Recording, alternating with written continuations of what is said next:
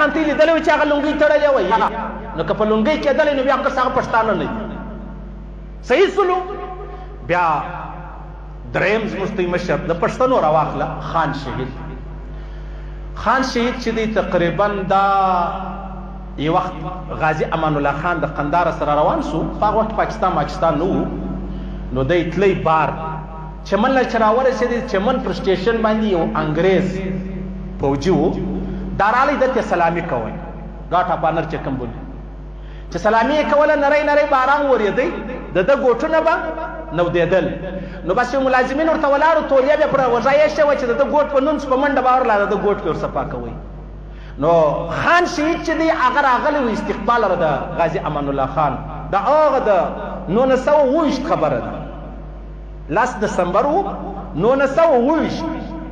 هغه چې وکتل چې یاره زما قوم وګوره او دلته د انګریز ګوټ صفا کېده وګوره، دا څونه لوی ظلم دی، د دا ځایه څه خان شهید په زړه کې خبره راله چې یاره انګریز زموږ ډېر لوی دښمن دی، دا زما قوم یې را تباه کړي.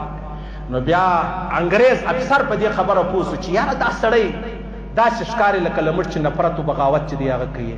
بیا به ده ته افر ورکوي، که ته خاني غواړې خاني به درکو، که سرداري غواړې سرداري به درکو، که نوکري غواړې نوکري به درکو. دول نه خاني غواړم، نه سرداري غواړم، نه نوکري غواړم، خالي دا زما قوم را آزاد کړي، زه د قوم ازادي غواړم، بس ضعیف شی نه غواړم. زما قوم ولې تا غلام کړی دی؟ زما قوم د پاکستان د جوړېدو څخه 15 واره د ګرفتاري ورکړی دی، بندي شوی دی. د پاکستان د جوړېدو څخه وروسته 6 واره دی بندي شوی دی. په هغه 1973 1983 کې دی وفات شوی دی.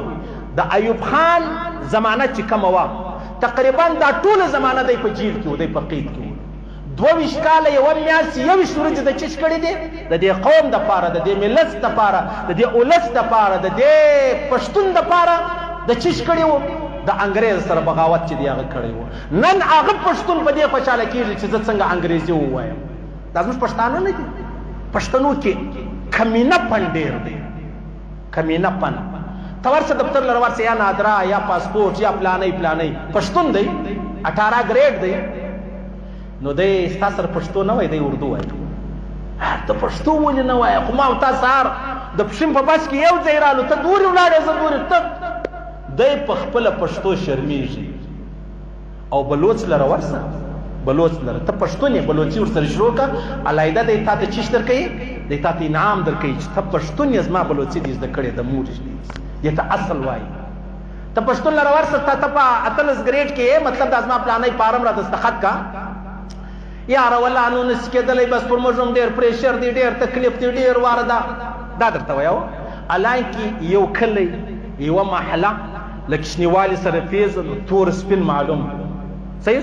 بل خواته بلوڅ لره ورسه، نه تا پیژنې نه ته دی پیژنې، صرف یې دونه پیژنې چې دی په دفتر کې ناست، دا زما دا کار دی، راواخله ډایرکټ دستخط ورباندې، پوښتنه نه کوي ته څوک یې، د کومه ځای راغلی، یا نو دی نه نو زموږ نوکري په خطره کې ده. ټوله کمینه، دومره کم اصل خلک ما نه دي لیدلي.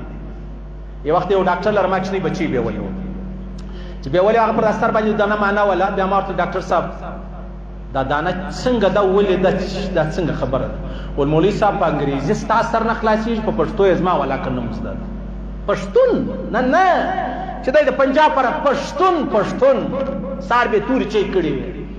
یاره چې ستا خپل مقصد ستا نفس دی، ستا کرسۍ ده، ستا خپله نوکري ده، نو باچا خان وویل دا قوم بیا روان دی پر تباهي باندې، دا بیا کامیابه کېدلی نشي، دا قطعا نشي کامیابه کېدلی. نو خان شهید 22 کاله 1 میاشت 21 ورځې د دې قوم دپاره چیش وکړلو، قید یې برداشت کوي، دا خپله ځواني یې ټوله ولاړه په دا قیدو کې تېره کړه د دې وطن دپاره، د ولس دپاره. لیکن وطن ولس هغه چمونه وکړو، نن به په قبر کې د هغه زموږ مشران لعنت وایي پر داسې پښتنو چې دا څنګه معامله ولې پېښه شوه. دا زموږ نن ورځ ده، زم پښتو